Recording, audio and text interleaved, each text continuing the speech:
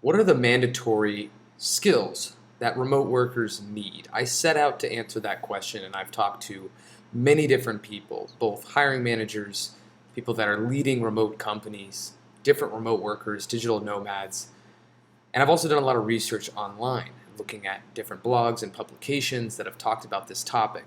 And I've seemed to come across patterns and trends. And from my judgment and information, these are the different skills that I have seen the most and or relate to the most as far as they are the most uh, needed for people that are looking for a remote position. So when we start off, autonomy and decision making, you need to be someone who does not need their hand held, right? You are able to make some of the decisions yourself, and anybody who is within a remote company, who's leading a remote organization, because you're not always over the shoulder when you are managing someone, you need them to be able to have that autonomy and have that decision-making skill already.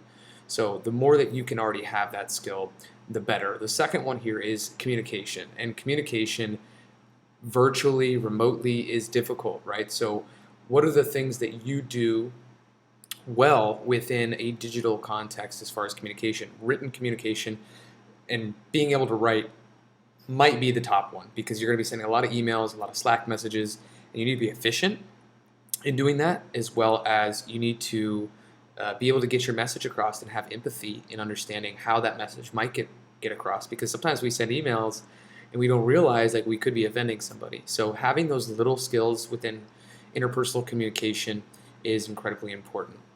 Another one here is emotional intelligence. I talked about empathy, and that goes right along with what emotional intelligence really is. You are empathetic not only to that, but to social dynamics, to how people work, to how you may be able to, when you're communicating with hiring managers and with people within an organization, how you are able to create a relationship with them that is leading with value and things like that. So emotional intelligence is really important.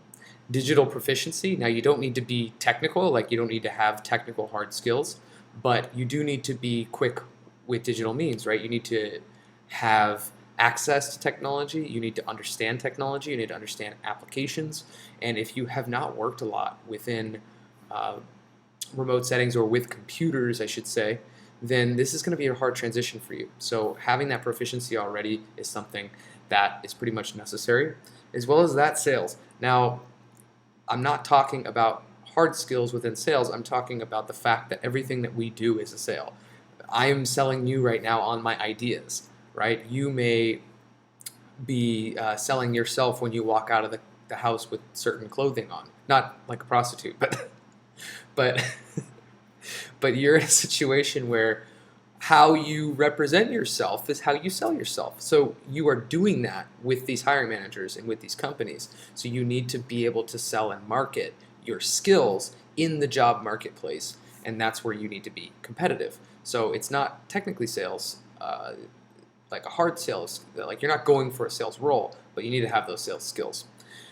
Self-motivation. So this, similar to autonomy and decision making, is that you are able to get yourself up in the morning to like do the things you need to do. You have something on your plate, you can motivate yourself. You don't need all these external factors to keep you motivated to succeed and to be a part of something, and to really embrace whatever that role is for you.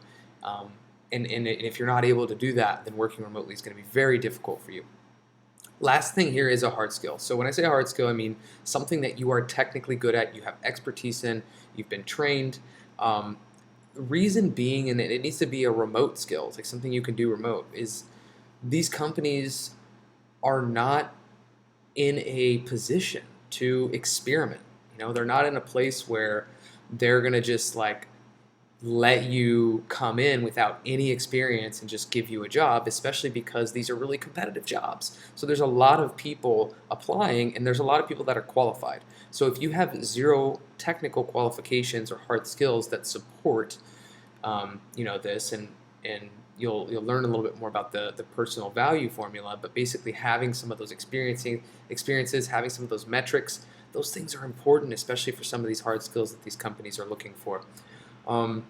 If you are unsure about your qualifications, and you've never worked remotely, you don't have proficient computer skills, you're considering very drastic switches in your career, you should consider a few things. One of those would be taking some courses, right? Like taking some classes, finding some certifications, doing some continuing education that will help you bridge the gap of some of those skills.